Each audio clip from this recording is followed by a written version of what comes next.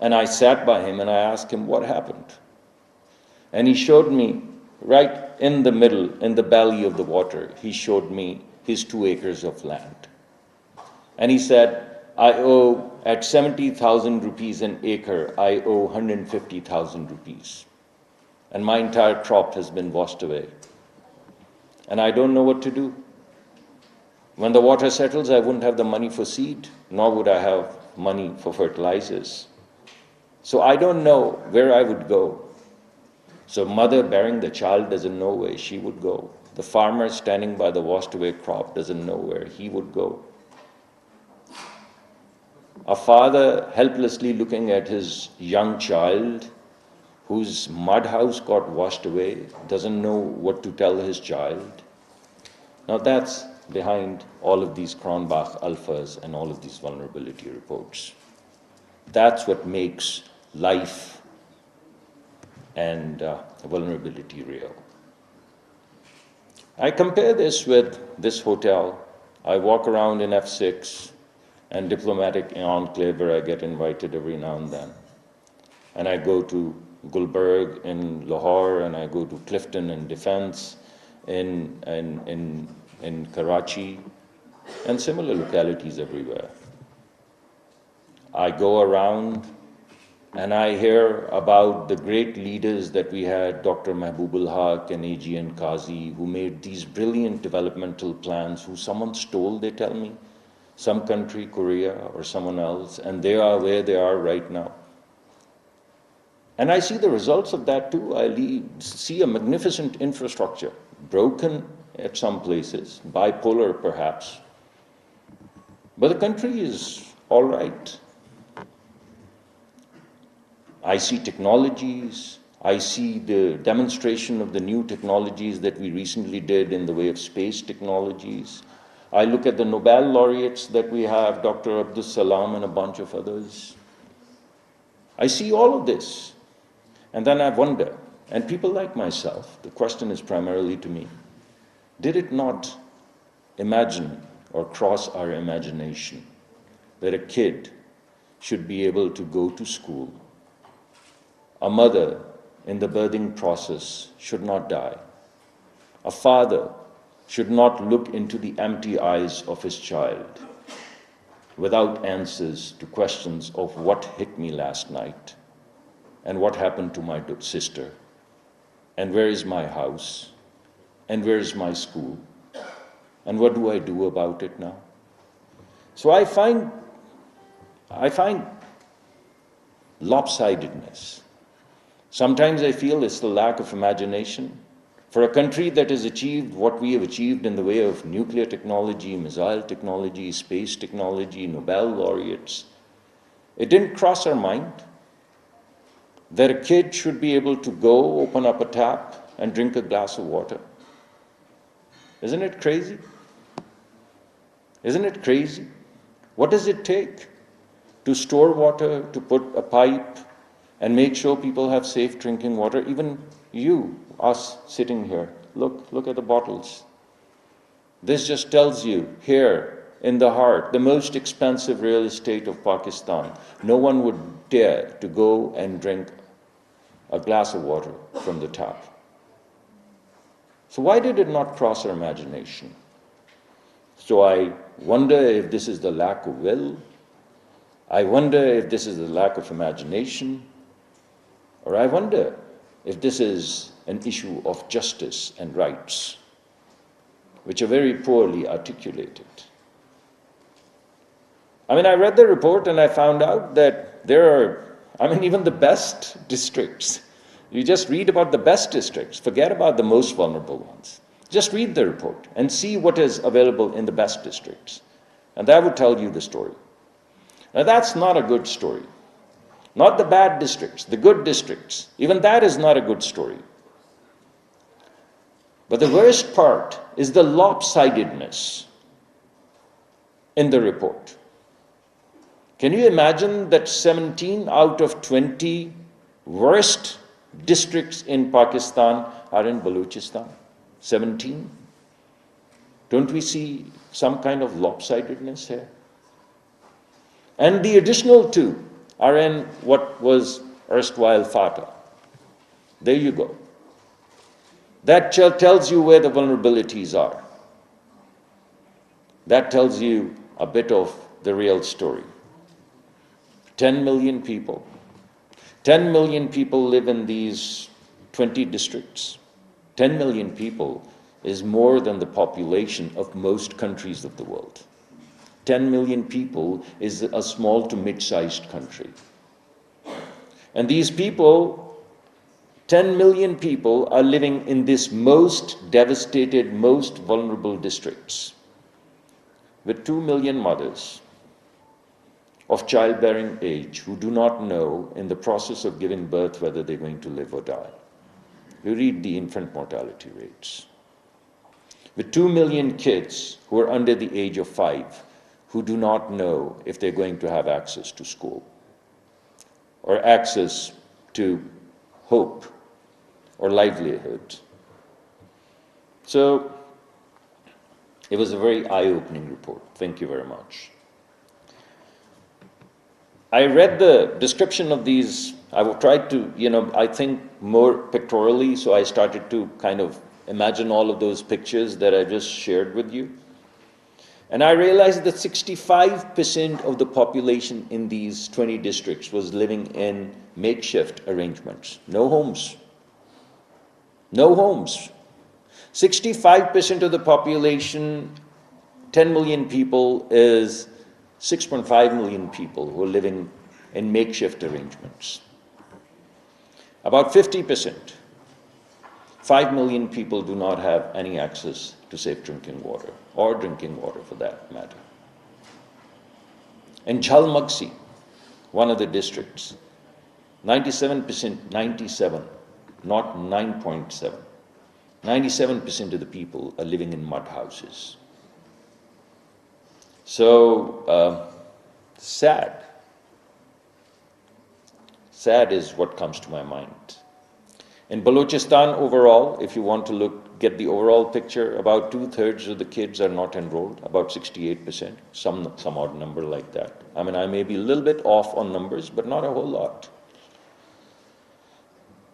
And there are only 2.7%, less than 3% schools that have water, electricity, walls, latrine. So, and Balochistan is Balochistan. If you look at overall Pakistan, about a fourth of children, 1/4 of the children are not going to school, not enrolled. So these things, to me, are not making sense. And therefore, it's not a surprise that on Human Development Index, we are 164, about 189 countries, 189 or 190 countries now, 164. And I, this morning when I got up and I said, what would be a bad number? And when I looked at the SDG report, I found out that out of 167 countries reporting, we are 140 some. And when you look at this report and you look at those indices, you start to get the picture. So I started to ask myself last night, what is behind all of this? And I found, obviously overnight, she gave me almost like a pop quiz exam. So, I don't think I'd be able to give you profound answers, but I think one of the major problems that we have is the fiscal structure and governance. We reward population, not poverty. When you reward population and not poverty, not disenfranchisement, then what are you going to get? You're going to get population. There you go. What you reward, you get. In your allocations, if you reward population, you're going to get population. If you rewarded prosperity, you would get prosperity. So to me, when I started to draw down the picture, it became very clear that we're rewarding the wrong thing. So in terms of our governance and in terms of our fiscal structure right now is rewarding population growth. More you have, more money you get.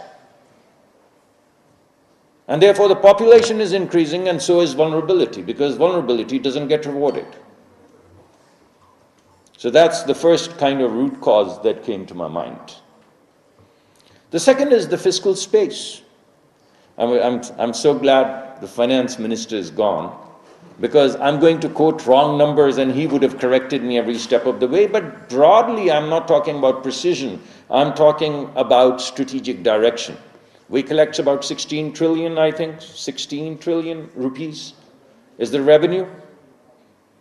8 to 8.5 goes to the provinces, 8 to 8.5 goes into debt servicing, and then even post-devolution, the federal government is spending 650 billion in protection and health and education, which is not our job. Nothing is left. How do you run a government? You have 16 total. I could be off, pardon me for that. 8 to 8.5 goes to provinces, 8 to 8.5 goes into debt, 650 goes into protection, out, zero remainder. So one is the fiscal structure and governance, and the other is the fiscal space. And we absolutely need to create this fiscal space if we want to make these solutions to these vulnerabilities real. Otherwise, it would just be another conference. The third issue is local bodies. The problems are localized. You've just identified district and tehsil level problems, and the allocations are federal and provincial.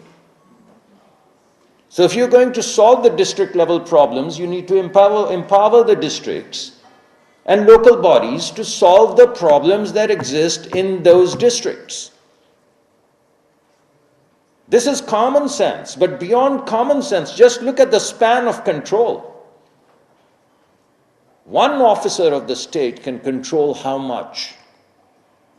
How many reports can you take in a day? How many allocations can you make in a day? How many decisions? How many transfers? How many policies? How can you make them when the administrative units do not empower local bodies? So the problems are local.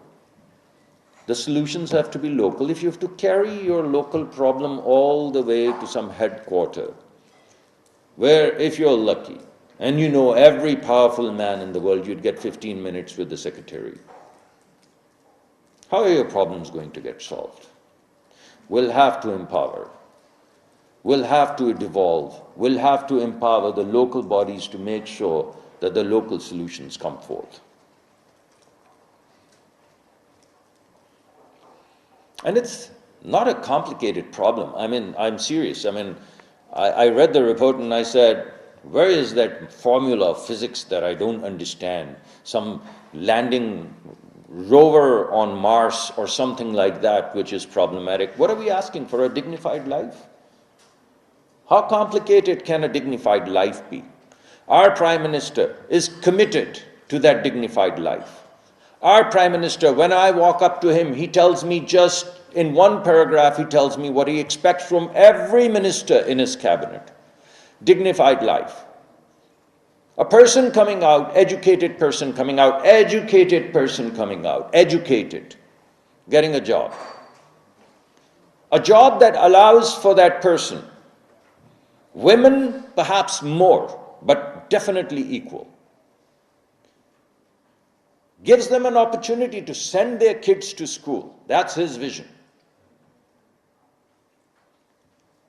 A job that allows them to take care of their ailing parents and grandparents, a hospital or a clinic or a preventive healthcare system that is right there at the doorsteps.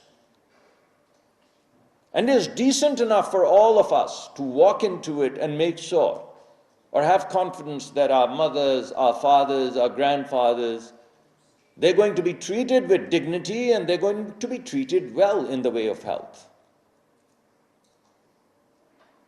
Just making sure that the village or the town or the city, vulnerable or not, where they're living is not going to get devastated, and no kid is going to look at his father with empty eyes, filled with fear. And an infrastructure that is decent infrastructure that allows for mobility, because mobility often is the economic opportunity for the poor. How difficult can this be? There's such a romantic single paragraph that informs the vision of our Prime Minister, the custody of which has been given to every minister, and we committed to it. I've given you the fiscal constraints, but those constraints do not stand in our way. We are not in the business, this government is not in the business of figuring out what can we do.